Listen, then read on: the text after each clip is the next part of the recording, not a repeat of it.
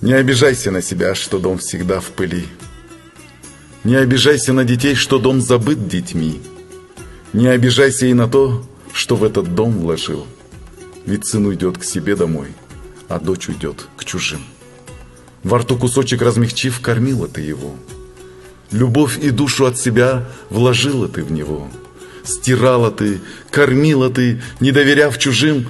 Но сын ушел к себе домой, а дочь ушла к чужим.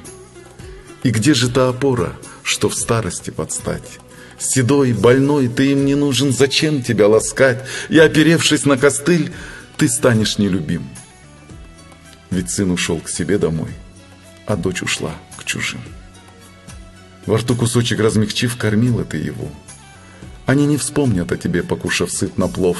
Хоть ваш казан давным-давно стоит в углу сухим, ведь сын ушел к себе домой, а дочь ушла к чужим.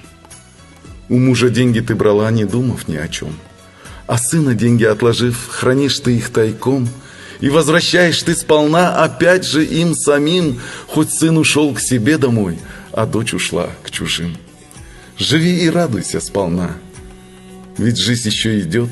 Сходи в театр с муженьком или куда в поход, зови друзей к себе домой, чтоб только не тужить. Ведь сын ушел к себе домой, а дочь ушла к чужим. Не обижайся на себя, что дом всегда в пыли.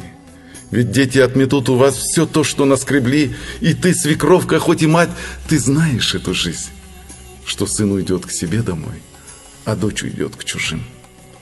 Если много, отложи. Если мало, дорожи. Не надейся на детей, ты хоть 10 народи. И ты помни об одном, хоть он дряхлый, но вдвоем.